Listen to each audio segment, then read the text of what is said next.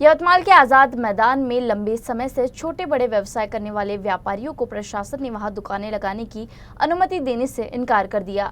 इस निर्णय के विरोध में अब प्रभावित व्यापारियों ने महाराष्ट्र के उप मुख्यमंत्री एकनाथ शिंदे को खून से पत्र लिखकर अपनी व्यथा सुनाई।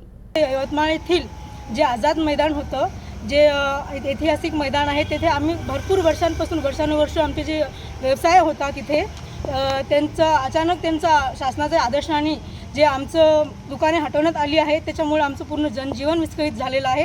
त्यासाठी माझी मागणी आहे की लवकरात लवकर आम्हाला ती दुसऱ्या जागी व्यवस्था करून द्यावी आमची दुकानाची, कारण की तिथे त्यांचं म्हणणं आहे शासनाचं की तिथे ते सौंदर्यीकरण करणार आहे। त्यासाठी माझा विरोध नाही आहे। एक चांगलीच गोष्ट आहे की इथं सौंदर्यीकरण होत आहे, तिथे जे स्वातंत्र्यवीर जे आहे त्यांचे आपले स्मारक उभारण्यात येत आहे। पण खरं तर हे स्वातंत्र्य जे स्मारक जे उभारत आहे त्याचप्रमाणे जे स्वातंत्र्यासाठी जे सभा भरल्या होत्या, जे आपल्याला अंग्रेजापासून तर स्वातंत्र्य भेटलं, पण आम जनतेला ह्या राजकारण्यांपासून स्वातंत्र्य कधी मिळणार?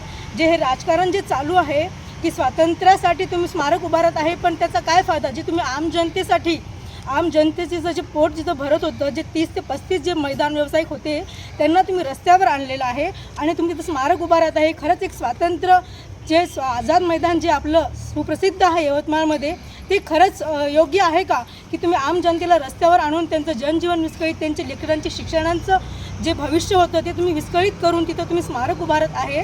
हे चुकीचं आहे।